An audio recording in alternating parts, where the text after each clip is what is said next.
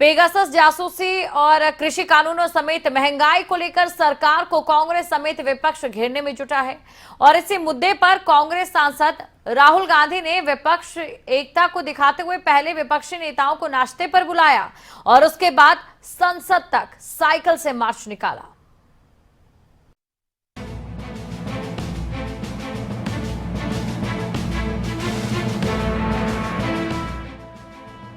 The more powerful this voice will become and the more difficult it will become for the BJP to suppress it and the RSS to suppress it. We of course have slightly different perspectives on the world. We come from different states, we come from different ideas.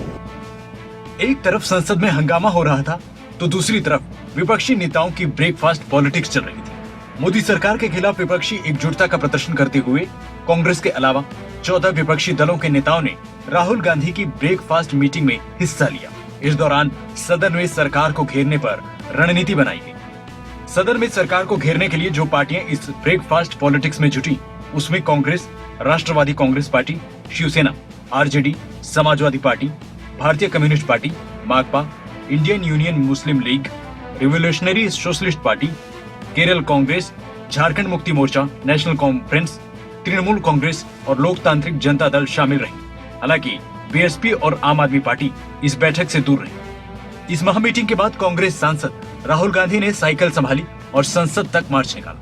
Petrol, diesel, रसोई gas के बढ़ते दामों के खिलाफ cycle चलाकर संसद पहुंचे। राहुल गांधी ने प्रदर्शन के दौरान तो कोई बयान नहीं दिया।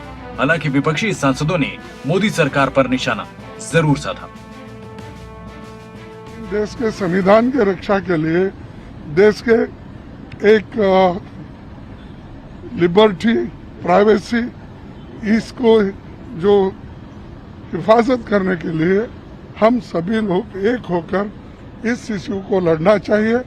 तो इसीलिए सभी पार्टी के नेता लोग आए थे राहुल जी के रिक्वेस्ट पर और उन्होंने ये तय किया कि पेगासस इश्यू चलाना चाहिए और दूसरे इश्यूज भी जो है वो भी करें।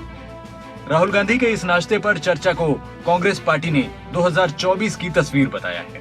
राहुल गांधी ने विपक्षी सांसदों के साथ साइकिल मार्च कर महंगाई के मुद्दे पर भी विपक्ष की अगुवाई करने का संदेश दिया है। सवाल है, क्या विपक्ष की एकजुटता का चेहरा राहुल गांधी बनेंगे?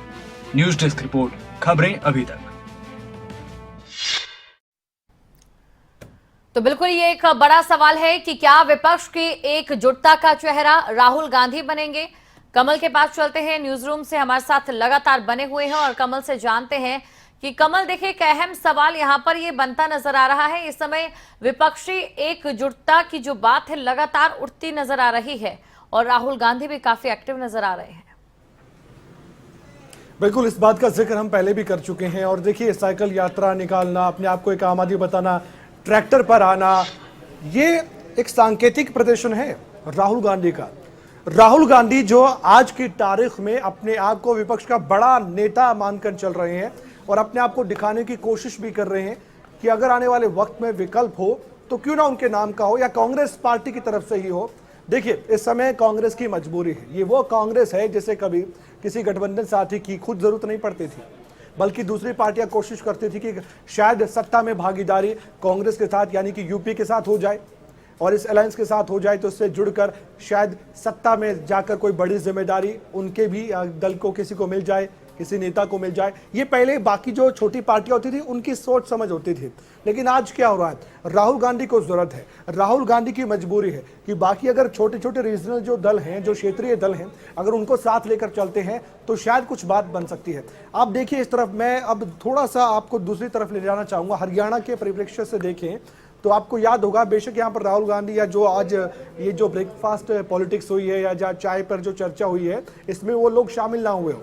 ओपी चौटाला की नीतीश कुमार के साथ मुलाकात को भूलेगा नहीं दीपशिखा। ये दर्शक भी शायद ये तस्वीर देख चुके होंगे कि जब नीतीश कुमार ओपी चौटाला से मिले थे तो इस तस्वीर के, उस मुलाकात के मायने क्या थे, उस पर खूब चर्चा हुई है। नीतीश कुमार जो कि खुद ये कहते हैं कुछ मुद्दों पर वो सरकार के साथ नहीं होती उनकी पार्टी, ये भी सोचने वाली और देखने वाली, समझने वाली बात है। बिहार में आप सत्ता में हैं, गठबंधन में हैं, लेकिन कुछ मुद्दों पर आपके जो यहाँ पर पॉइंट है, व्यूज हैं, वो अलग है। और ओपी चौटाला के साथ नीतीश कुमार मिलते हैं, एक तरफ वो खिचड़ी पकती है। क्या तीसरे मोर्चे की भी तैयारी है? क्या यहाँ पर राहुल गांधी की पार्टी कांग्रेस को भी एक चुनौती अलग से मिल सकती है कि हाँ, कांग्रेस को अलग करते हैं, अलग थलग करते हैं? क्योंकि आज की जो मीटिंग है, आज की चाय पर चर्चा, उसमें भी कई पार्टी ऐसे थे जो नहीं आई है। ये तो या तो ये बात है कि वो तीसरे मोर्चे के लिए अपनी तैयारी कर रहे हो अलग तरीके से कि हम भी तीसरे मोर्चे का विकल्प देंगे। हालांकि तीसरा मोर्चा कभी देश के लिए सफलतापूर्वक काम नहीं कर पाया, ये इतिहास गवाह है कि कभी भी ये कामयाब नहीं हो पाता है, ये हमने हमेशा देखा है। लेकिन फिर भी हमेशा कोशिश रहती है छोटे राजनीतिक दलों की या क्षेत्रीय दलों की कि सत्ता में भागीदारी अच्छे तरीके से चाहिए। तो ये दोनों जो राष्ट्रीय पार्टी है जिन पर निर्भर होता है कि या तो बीजेपी की सरकार बनेगी या कांग्रेस की केंद्र में सरकार बनेगी, बेशक एनडीए यूपीए का मामला हो, लेकिन सत्ता में मेन चेहरा तो बीजेपी या कांग्रेस का रहेगा अगर इन दोनों की सरकार आती है। तो ये रीजनल पार्टियां अब सोच रही हैं कि क्या तीसरा विकल्प भी, तीसरा मोर्चा भी बनाने की कोशिश करनी चाहिए। इसलिए ओपी चौटाला और नीतीश कुमार का मैंने जिक्र किया यहाँ। बिल्कुल, और इस विकल्प की रणनीति पर काम हो रहा है या नहीं हो रहा है, ये तो फिलहाल तस्वीरें और जो खबरें लगातार सामने आ रही, कमल, वो देखने को भी मिला। बिल्कुल सही कहा आपने। बहुत बहुत शुक्रिया हमारे साथ जुड़ने के लिए और इस तमाम जानकारी को दर्शकों तक पहुंचाने के लिए। तो देखिए, मॉनसून सत्र चल रहा है, जनता को उम्मीदें हैं कि किसी भी तरीके से उनके सरोकार से जुड़े मुद्दों पर चर्चा होगी, बात होगी, लेकिन संसद में क्या चल रहा है, संसद के बाहर क्या चल रहा है, वो बिल्कुल इसके उलट चल रहा है।